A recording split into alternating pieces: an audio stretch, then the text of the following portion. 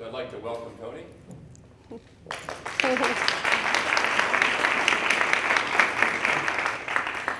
Thank you. Thank you for coming out tonight on a Tuesday in January. I understand the Warriors are playing tonight. That's where my husband is, drinking beer, watching that game. I see all of you here, and I am so reminded of what this year was like for me, certainly my first time around. How many parents of seniors are here? Okay, and of that group, keep your hands up, of that group, is this your first year of college apps? Yes, okay, and parents of juniors? Oh, proactive Mill Valley, all right. Well, good for you. As Mike had said, and I want to thank you, Mike, for facilitating this and being so gracious as to getting this all together. Thank you. I spent a lot of years as a parent volunteer, and it was, I did a lot of other things during that time, but there wasn't anything more important to me. And I realized during those years that my children were in school. I have 3 children. They went to Ross School K through 8th grade, so 9 years there. I was a parent volunteer at Ross School for 14 years, and then they went to Redwood High School. And I think that Marin County on the national scene maybe gets a little bit of a jab here and again, and it's because, and it's easy for us to make fun of ourselves a little bit about how maybe involved and caring we are about our children's education and well-being. But it's, there's a competitive playing field, I think, for particularly the parents, because we want our children to succeed, and we're doing everything that we can to help them out. And sometimes that causes a little friction. Maybe not with any of you guys, but just the essay writing. I remember my daughter was the exception. She was all on it. I have 2 sons, and they were not all on it. And they were very casual about it, which was great for them, but not so great for me, because I felt the onus of what was going on in that senior year with those deadlines were my deadlines. And I imagine that some of you may have felt that a little bit. This mom's going, nope, not feeling it. You are one healthy lady, I'll tell you. So the Goodbye year came to be, just if anyone's interested in sort of the whole publishing aspect of that, I was asked to read something at the Ferry Building in San Francisco, and it was just a little ditty about teaching cooking classes. As Mike has said, I've owned a restaurant, and I was asked if I wanted to teach cooking classes in the fall of 2004, which coincided with the senior year of my firstborn and only daughter. And I thought, well, yes, indeed, I'm just going to do that and just forget about any kind of sort of sadness that might be starting to well up here. And so the book is structured by the month, and each month there is some sort of anecdotal stories, part memoir, part sort of reporting. And there's the cooking class weaves through. So there's a metaphoric recipe for each month and a to-do, something for mom to sort of get a hold of what is going on during the senior year. And I also want to thank the men, who I'm assuming are possibly dads, to be here. Thank you very much for coming. When I wrote this book, when I was going through this my senior year, my husband was like, what's wrong with you? And I'm, what can't you tell? It was a lot of things, but he was acting as though this was not really going to be that big a deal, that our family was going to change for the rest of our lives. It was no big deal. And so when my in-house publicist did the TV and radio appointments for me, I was looking at the list, and it's like, it was 3 different male shows. And why do these guys even want this mom who's like, oh, geez, my kid's off to college, I'm sad. Why did they want this? And as it turns out, this doesn't necessarily just happen to moms. So for those dads who are kind of holding it together, I know it's happening to you too. So one of the things that happens in the senior year is you've been with this group of people, maybe since kindergarten. And you've developed really great relationships with these folks, these other parents. You're carrying the gym bags together, you're doing things. Senior year comes, and it struck me at the back to school night, because we moms used to go out to the Lark Creek and have a little cocktail after going through our seniors and our child's class. And I looked around and realized, will I be seeing these women next year? Will these friendships continue on once this bond that has created our friendship kind of disappears? And of course, on that back to school night, as we're having our cocktails and it's senior year, there's a mom from every stripe. And some moms were, oh, aren't you going crazy? You know, Brandon's not working on his essay. How's he going to get into, essentially, the college of my choice? And then there were other moms that were just not even thinking that they'd be sad. They're like, well, they're chairing the fashion show, they're going to do this, they're going to do that, and not really feeling what was going on. So I thought I'd read a little bit throughout the book, and we'll definitely get to January, because a lot's coming up this month. And so we, you know, as I said, we had all met when we were in kindergarten. So, but I'll just start with the, and please, while I'm reading or in between passages, please raise your hand if you have anything to offer. I love for things to be, I love for my talks to be co-creative and for us to exchange ideas. And so anyway, you're all just great for being here. Thank you. So I'll just start with a little scene from August of 2004. Feels like yesterday, but I am folding Paige's laundry, and I am weeping. Not a full sob, more of a tear-leaking, shaggy-breathing cry that in the past few months has come to be a frequent occurrence. Hubby walks by, notices, and asks, "What's the matter?" How can he not know? It is the beginning of her senior year of high school. "This is just so terrible," I say, as I fold her panties into thirds, making another small packet to add to the stack of her clothes that I have smoothed and folded with absurd precision. "It's all coming to an end." "Because she's going to college next year?" he asks. "Yes," I say. "Of course. It's terrible. Our family of 5 is ending. It's over. Honey, I think you need to get out of the laundry room." So maybe he was right. And I did notice that what I think about comes to me. So whenever I'm thinking about something lovely, an old friend whom I haven't heard from a while, she calls me that very day. She's in my thoughts. Or something troubling, worrying there's going to be traffic on the bridge, I'm going to be late. Indeed, that will happen. So when we talk about something all the time, we can't help but talk about it to our friends, which leads to more talking about it, and then later more thinking about what we just talked about. And during my first goodbye year, I was constantly thinking and talking about the changes our family would experience when Paige left for college. I created a space for a terrific void, and I found myself there, helpless, against the pull of that dark place. I had spent almost 20 years massaging the idea that this was my life, mothering the ship of my family. I was at the helm. I had control of the direction. But now that the thing that I, of course, hoped would happen for all my children, a healthy, college-bound senior year, had arrived, I was overcome with melancholy and a powerful sense of finality and loss. There is something about senior year that forces us to recognize the truth.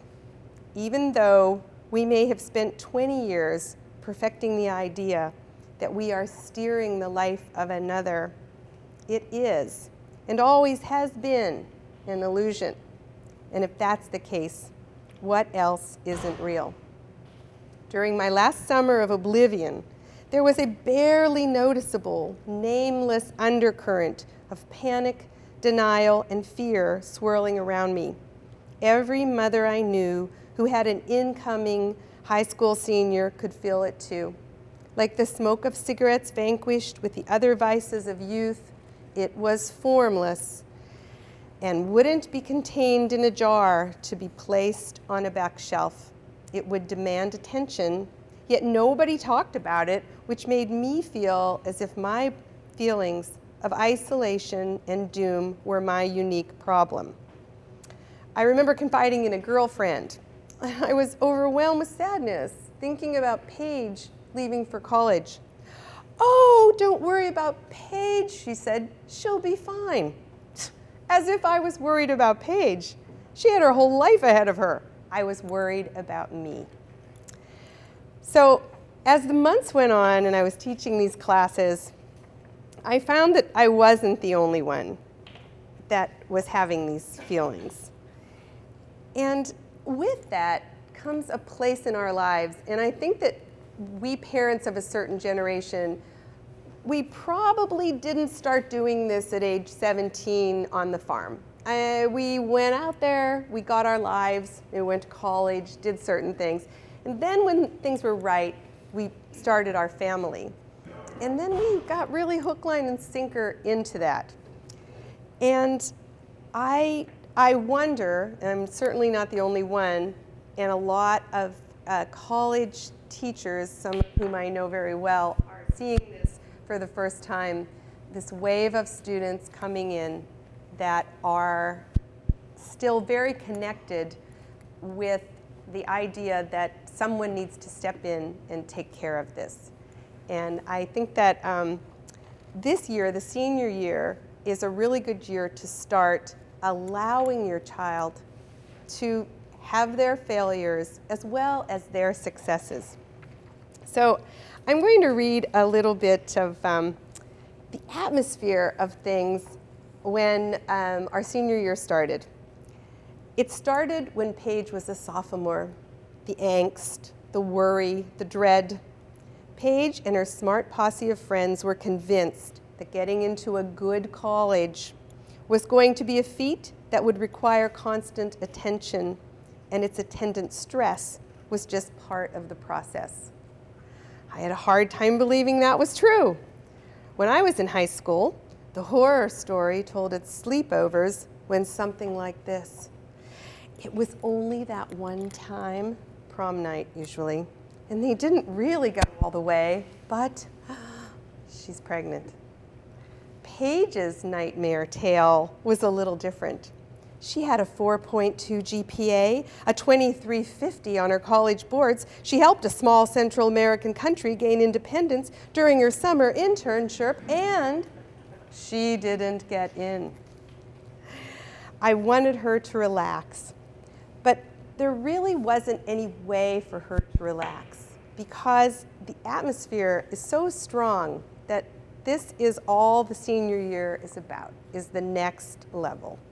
So I imagine you've all gone through the senior year, parents, the November 30th deadline for the UCs, and I think pretty soon we're going to be all done with even the private school applications. So here we are in January. So I'm going to read a little bit about something that happens in January. January is touted as a firecracker month of fresh starts, but actually it's a month for settling in and waiting. For the most part, January offers a break from the senior year grind of deadlines and the all-consuming application process, unless your senior applied early decision to a fabulous university and got the gift of a yes. Well, in that case, look out. She may be ready to party. The work is done, she's in. Who cares if her second semester GPA is less than stellar? We know who cares. You do. This letting go of her work ethic is like the gateway drug to your bad motherhood. If you let up on the nagging, what will become of her? Perhaps you've heard that colleges look at admitted student second semester transcripts and change their mind if the grades have slipped. You've also heard stories about people waking up in bathtubs full of ice with a kidney missing, but do you really know anybody that that's happened to? On the other hand, maybe your senior, and more important, you, will be dealing with the first rejection. You'll be telling yourself, it's fine. It was only early decision. A reach anyway. It doesn't really mean anything. And it doesn't. Except when you run into another mom who knows the certainty of where her boy will be next year, and you need to offer a heartfelt congratulations when you feel as if her kid only got in because of that damn crew you tried to convince your son to do, but he thought was too gay, the word he uses for anything you think is interesting. And now look who's going to Stanford and who's not. Damn. If you could have only rowed that boat for him. So here you are, stuck with a situation that makes you feel powerless, and there is only one thing you can do. Pick on yourself. The first and most immediate target is your body. What better month to just do it than January? Everywhere you look, articles and advertisements are extolling the Puritan virtues, hard work and denial. Join a gym, clean your closets, tighten your budget, and the number one resolution on everybody's list, lose some weight. This cursed word is associated with punishment, sitting on the sidelines, and suffering all alone. Let this be the first January you stop doing that. Anyway, you've got better things to do. You've got comfort to give. Somebody needs you this January, and it's not who you think it is. Maybe you're getting glimpses that life after the goodbye year won't be so bad after all. You're enjoying visions of your child healthy, happy, and settled in at the college of their choice. Not that you would take credit for her success, but it does feel good to know that you may have played some small part in her laudable accomplishment. However, if launching your child into the world of university life defines motherhood, parenthood, success, then what designation do we give to the mother of a first semester flunk out? Failure.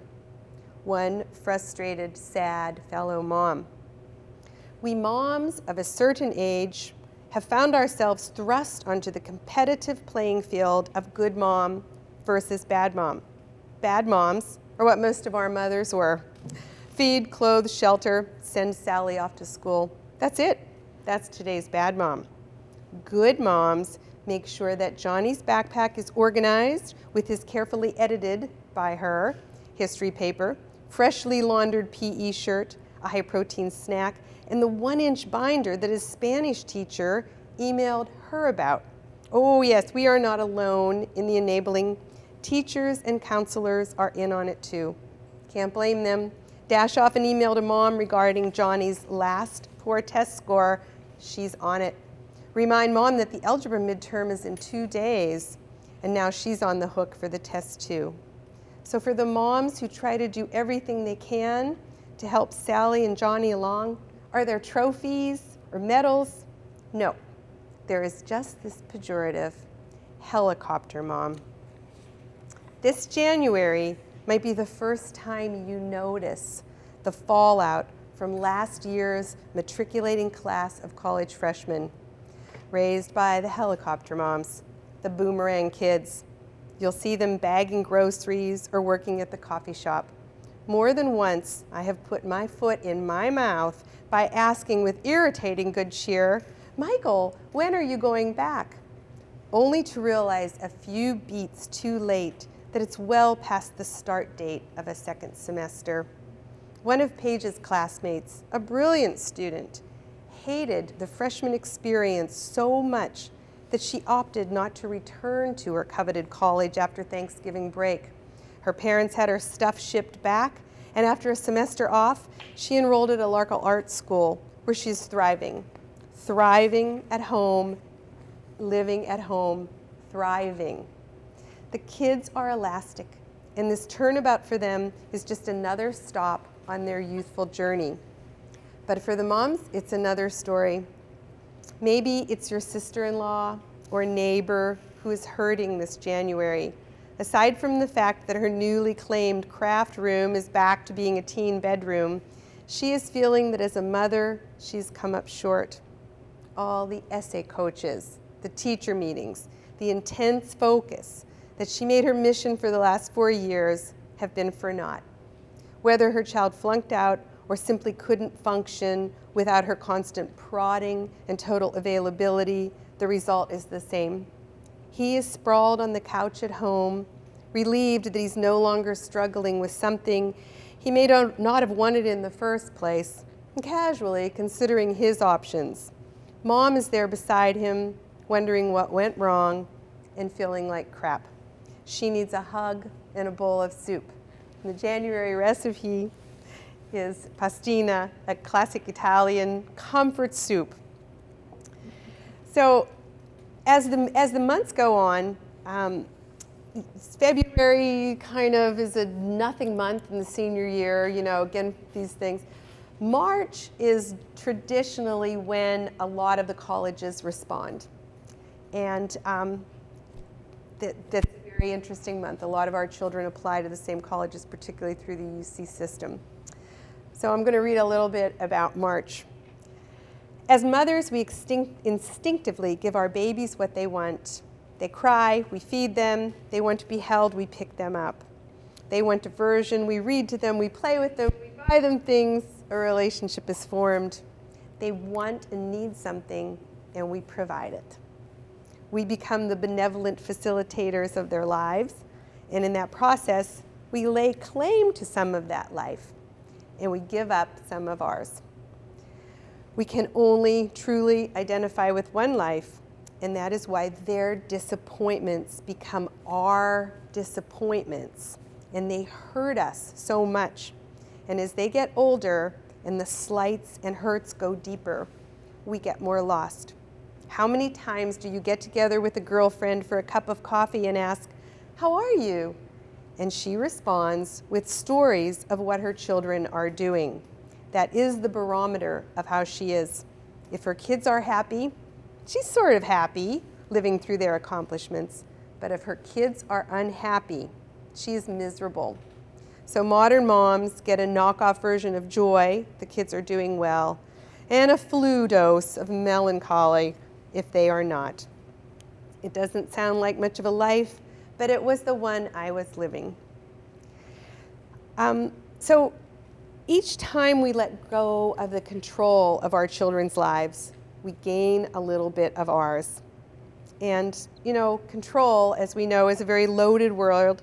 I used to think that I could control everything in my children's lives. And I found evidence of that when they were infants. But as soon as they were out of my controlling force field, they were susceptible to the world and the experiences that I could not control. It's not like we are evil dictators. We are the protectors of our children's hearts and will do anything to keep them from hurt. But just as was true for Sleeping Beauty, even if we burn all the spinning wheels in the kingdom, she will still get nicked on that spindle. I was unprepared for the zing of my daughter's flesh when the spinning wheel's spindle pierced it. It was St. Patrick's Day, and I was getting dressed for a party. I had on one green eyelash stuck to my eyelid and was in the process of gluing on the other one when it happened to me. My daughter might argue that it happened to her, but that's her story. Every mom I know knows that this is about us. "I didn't get in," she said on the phone. Our bedrooms were on opposite ends of the house, and although it was but a cottage, we were in the habit of calling each other, for fun. "What do you mean?" I was stalling because I couldn't recognize the emotion in her voice. Incredulity, ironic disdain, devastation. And I was fussing with the placement of the second eyelash, which was becoming increasingly difficult with the phone cradled on my shoulder. "I didn't get into UCLA," she repeated to me with an emotion that I did recognize. Frustration, bordering on anger, because her mother was such a moron. How could that be? Her grades and test scores were at the top of the charts. Back in the day when Abe Lincoln and I were applying to colleges, there didn't seem to be much to it. You filled out an application, you got accepted. These days, it's a stage of life. There's infancy, preschool, elementary school, and then platform building for the college application process, which lasts until acceptance. When I look back on my daughter's youth, it seems way too short. Even before middle school, she fell in with a tough crowd, the academic gang. I tried to steer her to the party girls, but you know, they never like the friends you pick for them. I just found out online, she elaborated, and then added, Hillary got in. Well, that news twisted like a Klingon bat lift to the heart. The only thing worse than not being included in the in crowd is finding out that your best friend is.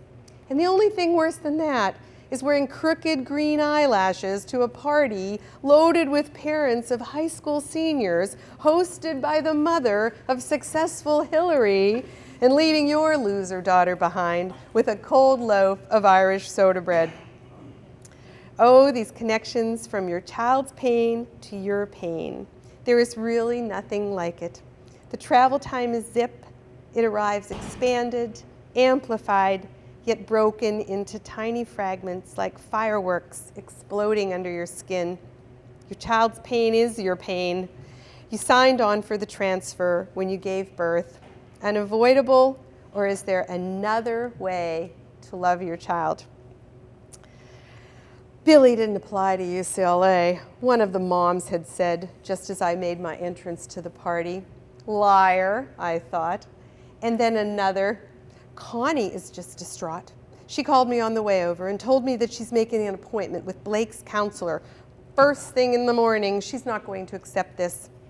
Pretending it didn't matter, or being pissed off at someone, anyone, for making plans for action were the only topics of the mom's conversation.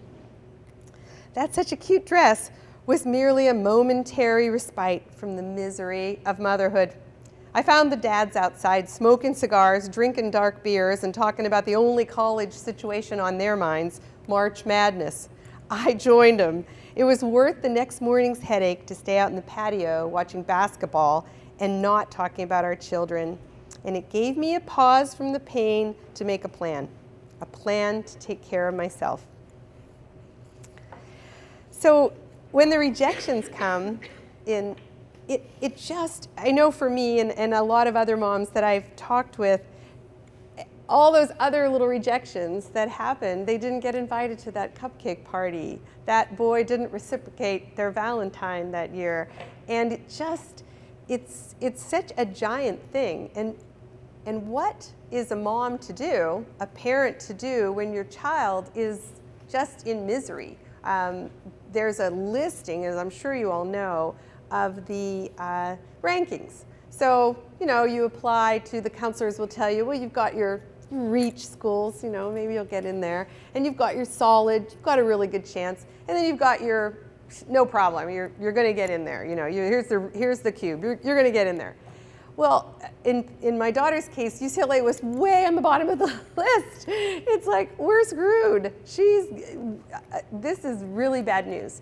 So as it turns out, it wasn't necessarily the worst possible news that we could have had, but it was something to think about as far as how do we as parents support our child during a time when things are not going their way. And I know maybe some of you've never done anything like this, but gosh, there'd be that morning where we'd all run off to school and be great, and there on the kitchen counter when I got home is the homework, the book report, the diorama. They work so hard on, it's right there.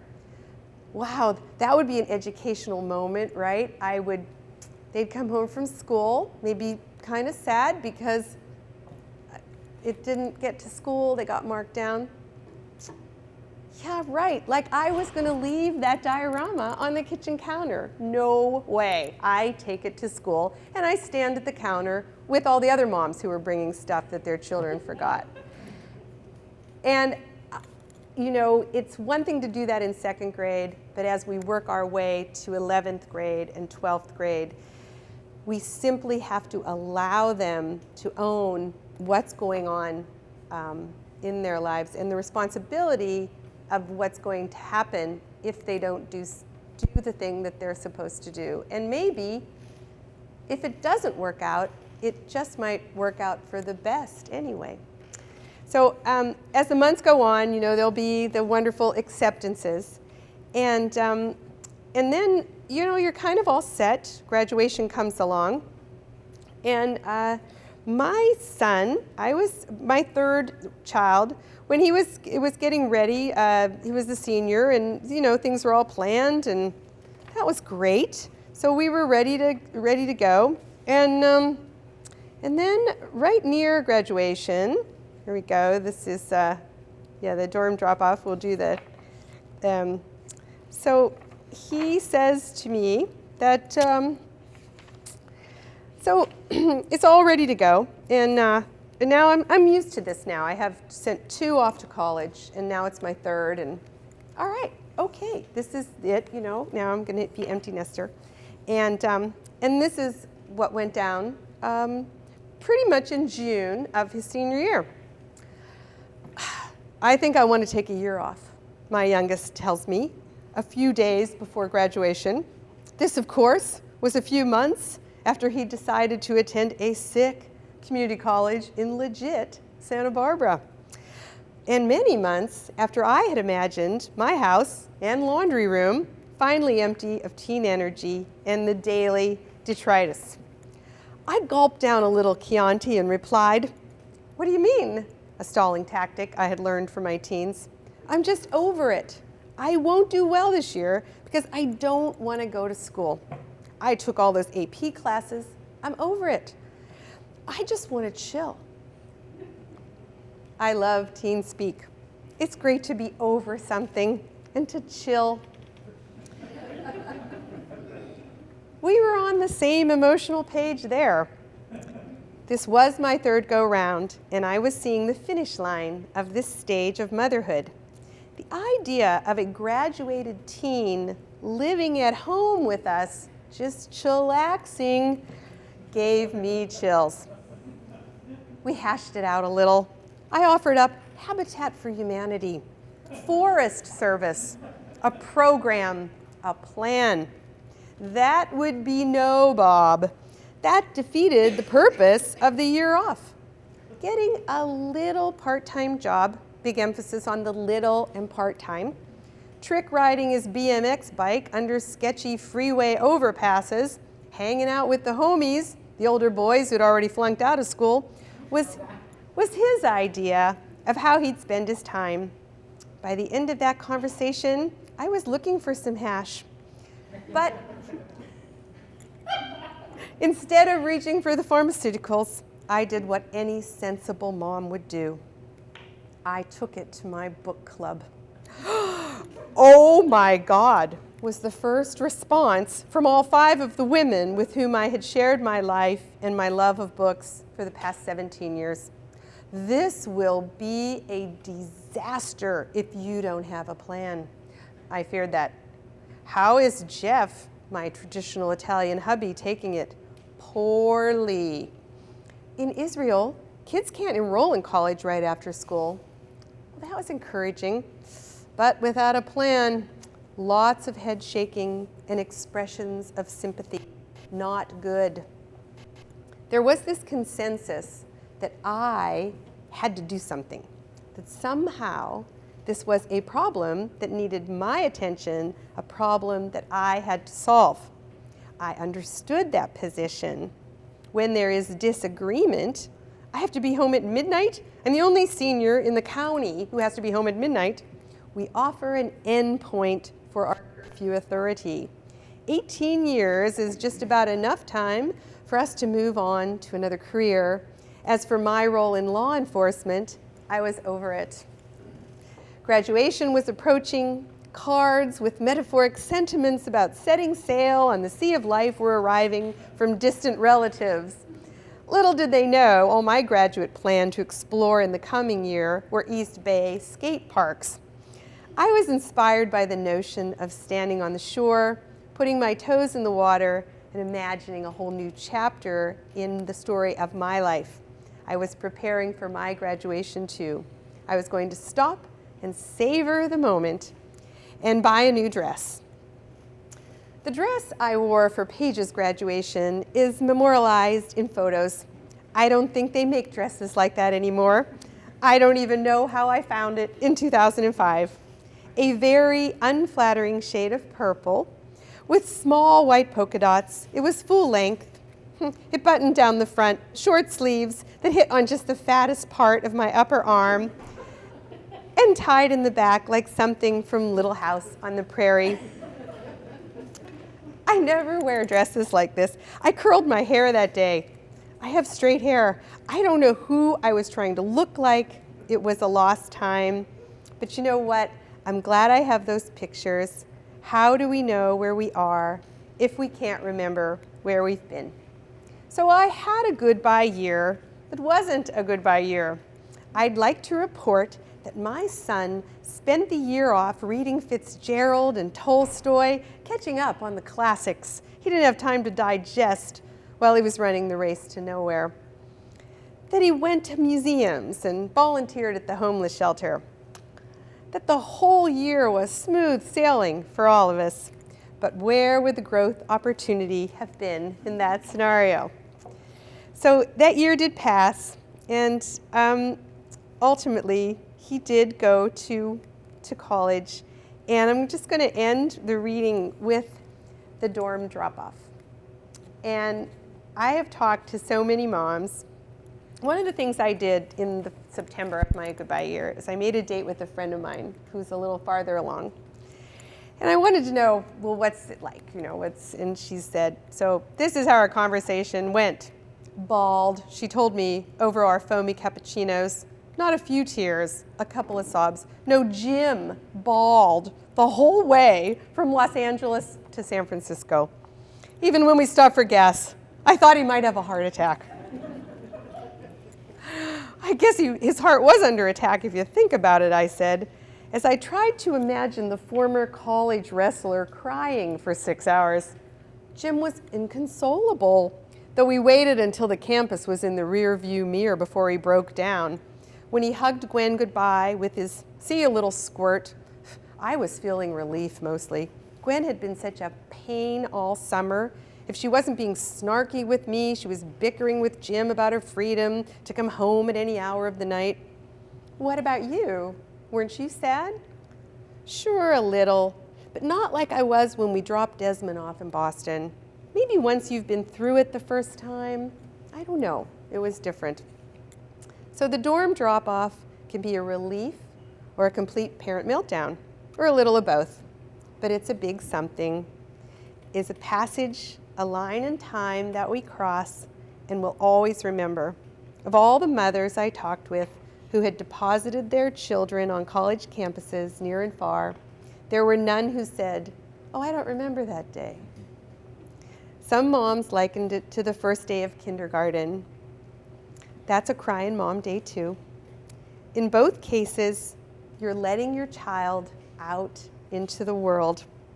There is joy in watching your children grow, but for them to do that, they have to leave you. I think what hurts so much is that we are reminded that our children were never ours in the first place. We use the possessive when we talk about them. My baby, my daughter, my son. On dorm drop-off day, we realize that it was only semantics. Thank you.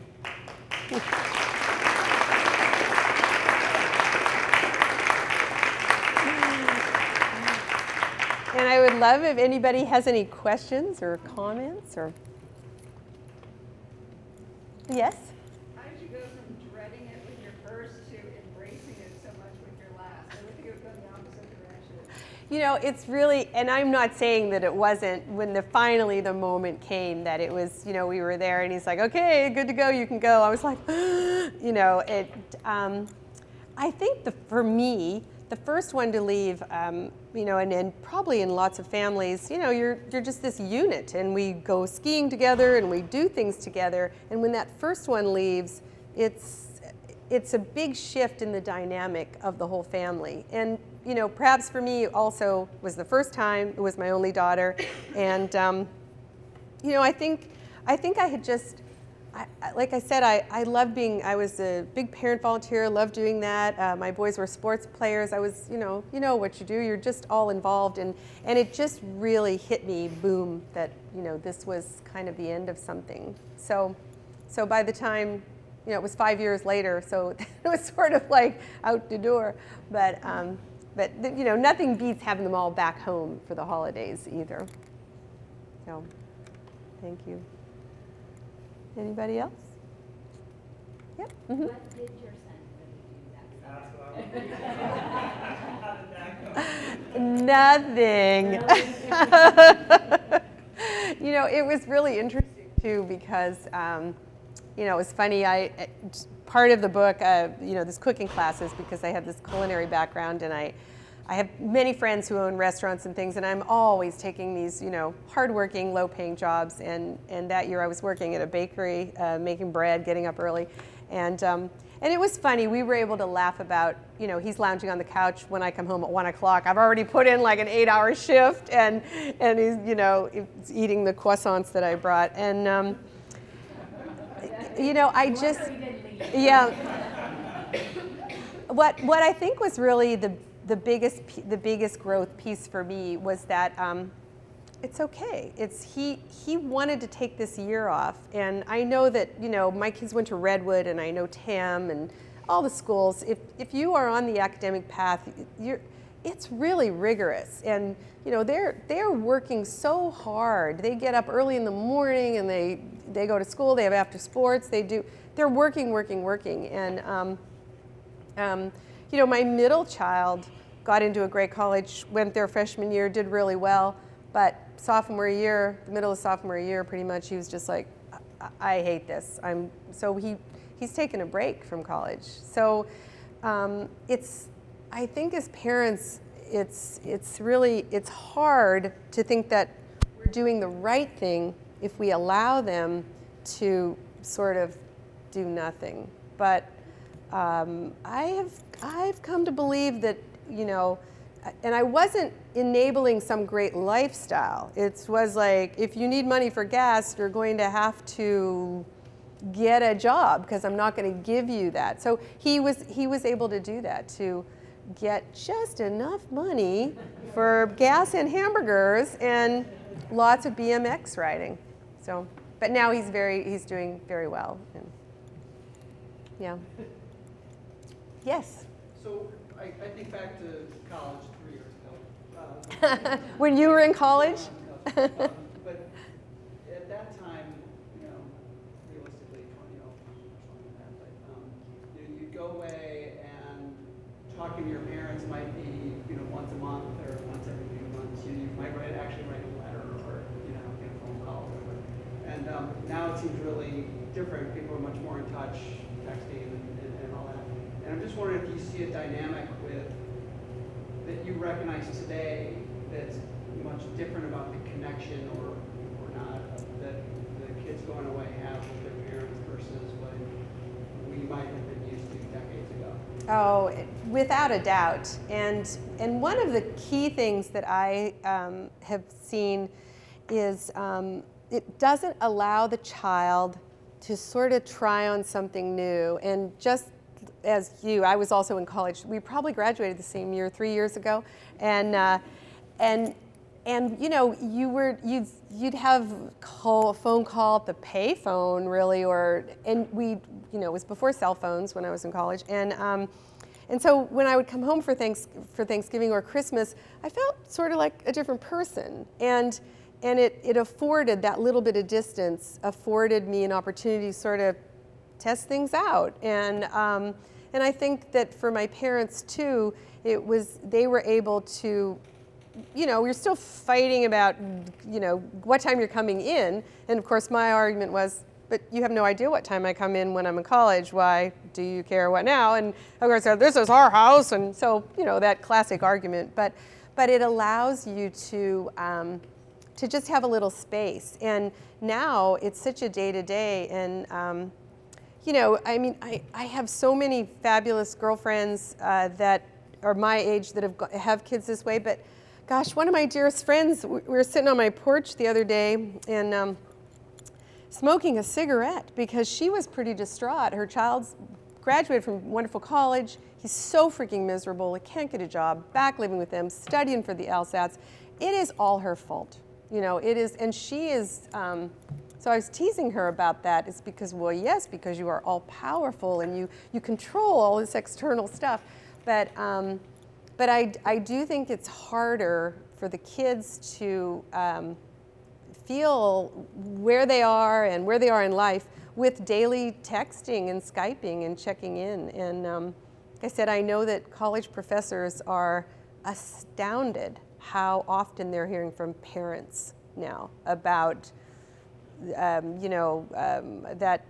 really wasn't a B. I read that paper and, I'm a lawyer and I know that was an A.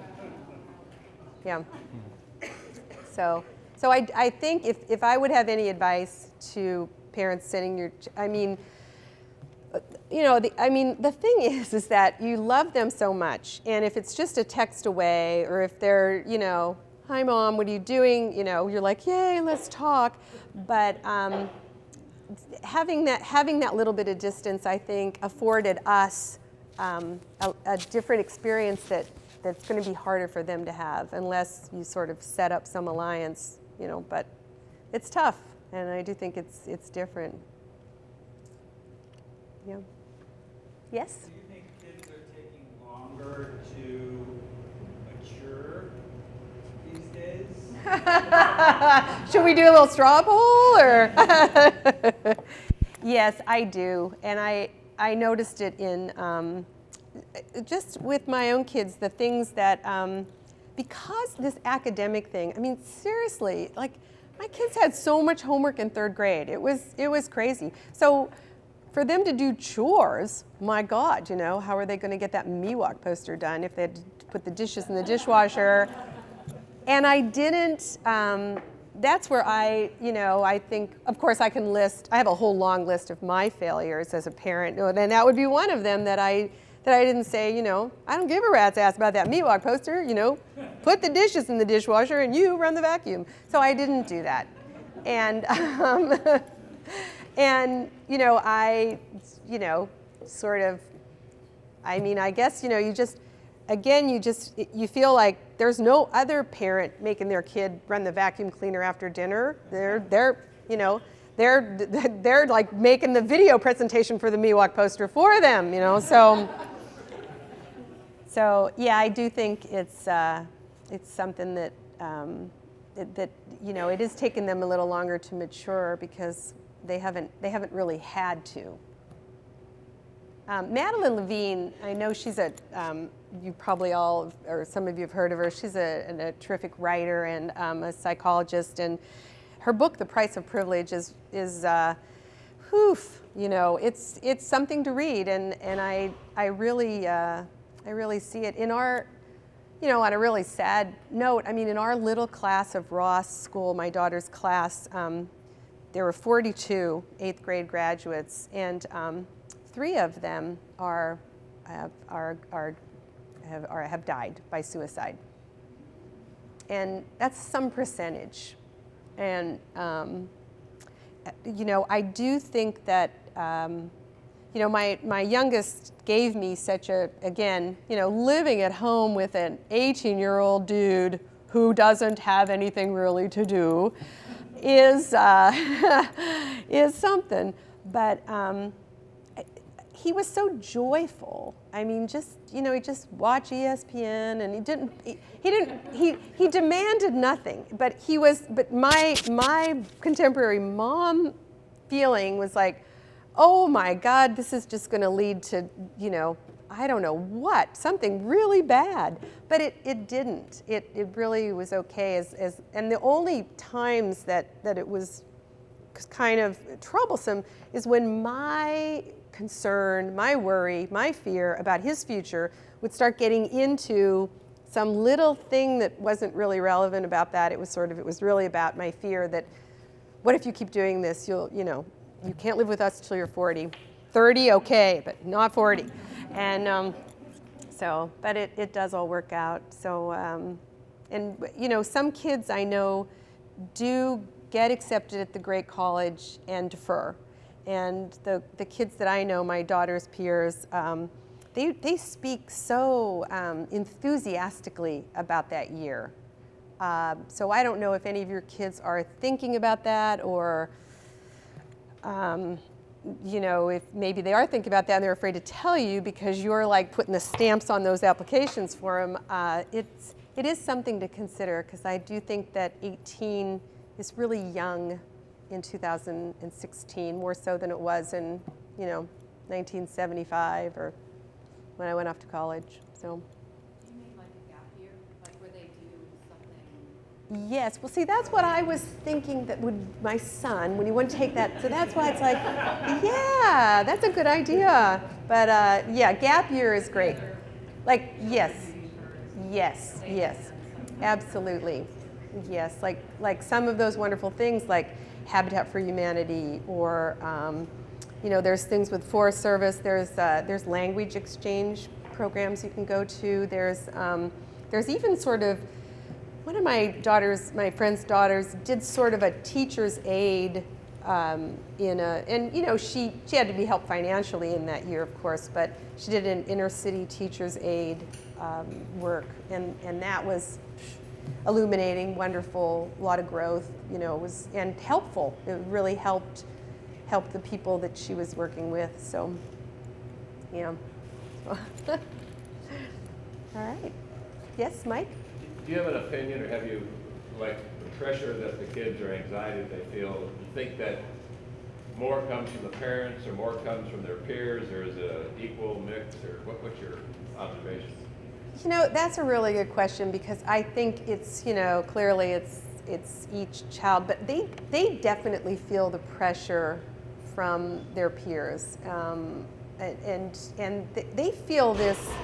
I noticed when like what school people got in, like at Redwood, and I'm sure here everywhere. Everybody's proud, and there was a board in the counselor's office that would show where these kids were getting into school, and some kids were like uber happy, to be going to, I got into Cal State, I'm down, I'm so happy, is great. But, kids that wanted to go to Harvard that didn't get in, then, Northwestern was like their safety school. So it was, that's what happened. My daughter went to Northwestern, which I thought was an amazing, wonderful school. But, I was so excited. We went to the Prosby weekend and all that. And she's like, Mommy, don't be so excited. And these kids were so nice I was meeting. And she's like, look, they're deciding between like Yale, Georgetown, or here. So, don't even think this is a big deal. But it is a big deal. And it doesn't matter. As Mike said in the introduction, I used to do cancer research at UCSF. And so I met a lot of fellows, doctors who had gone through lots of training, and now they were doing a fellowship. And you get to talking, certainly during sports times, about your undergrad alma mater. And man, some of these doctors, undergrads, I've never heard of these schools. Small schools, liberal arts, small schools that, weren't a big deal. And yet there they were in one of the most coveted positions in medicine. A fellowship at UCSF is a really, it's a very prestigious position. So I guess, as far as like closing with where your child goes, just try to think back of when you were 18 and 19 and 20 and where you are now, and how the things that might have seemed important really weren't the important things. And basically I think that it's just all going to work out if they're allowed to sort of feel their way and have their wonderful successes, and have a couple of abject failures, and it makes things better. And the wonderful thing that's occurred with my daughter now, who is 28, is we're really, I really feel like I will always be her mommy, she'll always be my baby, that's never going to change. But I really do feel like we are developing a relationship, an adult relationship, woman to woman. And to me, nothing is as precious as seeing that starting to flower. So that's what's ahead of all of you. Good? Yes? Wonderful. Well, thank you all for coming out tonight. Thank you.